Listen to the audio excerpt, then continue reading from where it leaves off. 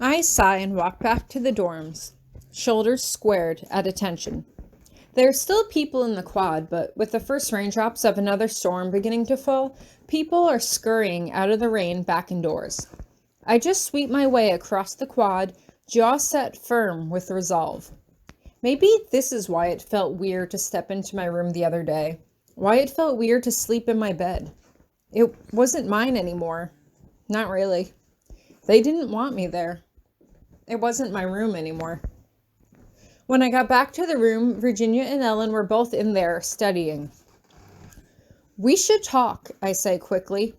They both look up at each other and exchange glances. About what?" Ellen asks, as if she really has no idea. I sigh and rub my temple. I don't have time to play games. "Okay, let's just get this all out on the table. I don't pretend to know how hard it has been for both of you putting up with the rumors, both this year and last, but it has come to my attention that you don't want me to be your roommate anymore." Virginia crosses her arms over her chest and huffs, looking away. "Well, Donald's probably in trouble." We, Ellen stammers. We just thought that after everything, you would be moving in with Professor Grabiner." I tell her what I told Donald. "You have met him, haven't you? You know how much he values his space and his privacy." An uncomfortable silence descends on the room. "Okay, you know what? I'll make you a deal," I say. "I'll talk to Potsdam about getting a new room for next year. But as for this year, I won't sleep here, I won't study here, but I will need to come back to the room from time to time to get clothes and stuff. I'll try to do it when neither of you are here. Is that an acceptable deal?" "Where would you sleep?" Ellen asks. "Not your concern," I say firmly. "Not with Hieronymous, though, if that's what you're asking." "Fine," Virginia says suddenly. I turn to look at her. "Fine, deal." "Okay then," I say. "I'll just sort through a few things and then I'll get out of your hair." An uncomfortable silence descends on the room as I make my way past them over to my bed along the far wall. I hoist my suitcase on top of it and then open my dresser, beginning to sort through my clothes. Virginia makes some sort of motion to Ellen as they move almost in unison off of their respective beds and then out the door. No wonder Hieronymus prefers no one's company but his own, I think bitterly. I can appreciate that they had a hard time being questioned about stuff, but I'm the one who had to go through everything. I'm the one that had to live through it. And now I was being ostracized for it. As I pack my stuff into my suitcase, I think about Hieronymus. I think about how he felt when he lost Violet, how sick and lonely he must have felt. Did people spread rumors about him too? Did they tell everyone that she died because it was his fault? Did people say that he had just abandoned her in the other world? Is that when he simply abandoned all social conventions and kept to his own company? If so, I could almost completely understand how he felt, and that was something I never thought I would be able to say. Fortunately, I've never had anyone that I was close to die less than 2 feet in front of me, but I did come pretty close to dying myself. I'm not sure which one's worse, and I don't really want to compare the two. It doesn't take me long to finish packing my suitcase with all of my things. The blankets and pillows were all issued by the school, and so they weren't really mine to keep anyway. In fact, the only thing that I had in my suitcase besides clothes and books and toiletries were some pictures of my family, but that was it. My room at home was always full of useless trinkets, a stone off the sidewalk that I thought looked pretty, or various knickknacks from when I went on vacation with my parents. Was I really changing this much? Who was I becoming? Who would future Tori be? Would I like her? I enchant my suitcase to make sure no one else can open it, grab a book, and leave the room, heading for the mailroom. I don't think I'm supposed to be in here, but I could really care less right now. I'm not going to bother Potsdam with a room assignment yet.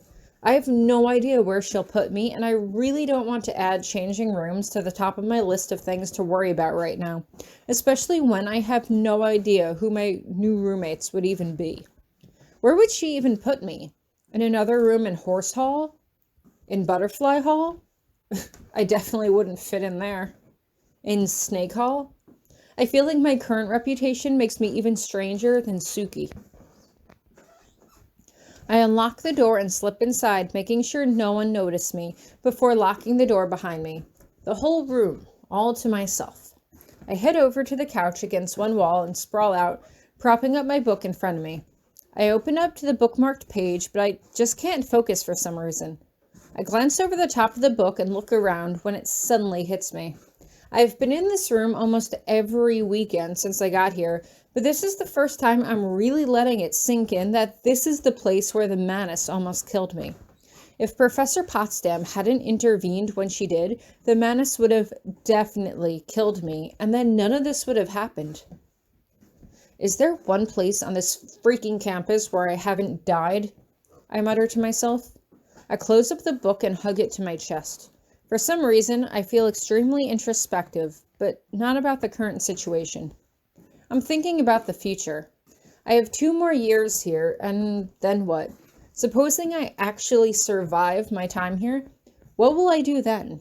Will I leave? Go off to some magical college and get a degree in something? Professor Potsdam said that most magical people choose to live in the other world, where magic flows more freely. But Hieronymous would never let me step foot in the other world. I don't even need to ask about that. I fiddle with the ends of my hair. So, what am I supposed to do then? I've almost died in this room. I've almost died in the gym. I don't want to go on the trails because I was attacked there twice. Is there nowhere on this campus that I feel safe? I feel safe in Hieronymous's room, but I can't exactly just lock myself in there for the rest of my life. My stomach drops suddenly, so hard that I feel nauseous. It all comes to me in a rush, so fast that I find myself desperately clawing at my robes to grab the stone around my neck. As of right now, I don't want to stay on this campus longer than I have to. But even if I went away to a magical college, what then? Hieronymus would still be here.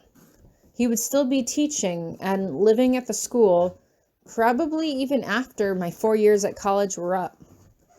And then what? What would I do? Where would I go? I could get a job near the school and get an apartment, probably, but he would probably still want to be living at the school. I could see him on weekends. Was this what he meant when he said that magical couples usually live separately? Maybe some choose to go and live in the other world while their spouses stay in this world? I hold my head in my hands and cry. I don't want to, but I can't help it. With everything that had happened today, between Donald and Virginia and Ellen and my classmates, I am completely overwhelmed. I don't want to deal with this. I can put off thinking about my future in college for at least another year or so yet, but I at least now have a better perspective as to why Hieronymus was so opposed to our marriage and my feelings for him in the first place. It's not going to work out, is it? I mumble. Hieronymus was right. I am a stupid girl. When I was crying my eyes out on that beach, why didn't I think of this then? I was so self-righteous, fighting for this stupid relationship, that I didn't even realize that our age difference makes more of an impact than I thought. He has his teaching, that's his job, but what about me? Am I just going to be his wife for the rest of my life? Is that really why I came to school to study magic? Just so I could accidentally marry my professor and fall in love with him and spend the rest of my life with him? I tried to think it over. Why did I want to study magic? Because I thought it would be cool, like when I saw people doing it in the movies? Because it made me different? Because no one at home could do magic and it made me feel special? I didn't really think about what kinds of jobs I could get in my future. I didn't really think about my future at all. I just thought, hey, an opportunity to learn magic? Sign me up. But here, everyone could do magic. Here, aside from the fact that I was married to a teacher, I was not remarkable in any way. I was smart, but there was always someone who was smarter. I did well in blue magic, but there was always someone that did better. Here, I was not extraordinary. Here, I was just ordinary. Here, I was just Tori. Nothing more, nothing less. I lay back and closed my eyes. Should I tell Hieronymous how I'm feeling? Would it make me feel better? Would it make me feel worse? There was nothing he could do about it right now anyway, so there was no point in saying anything. But would I eventually come to resent him if I didn't say anything? I sigh and try to cast a sleep spell on myself. It's still early yet, but there's no reason for me to be awake. There's no reason why I should be having all of these thoughts. There's no reason why I should be worried about my future. The school year wasn't over yet. I may not yet have one.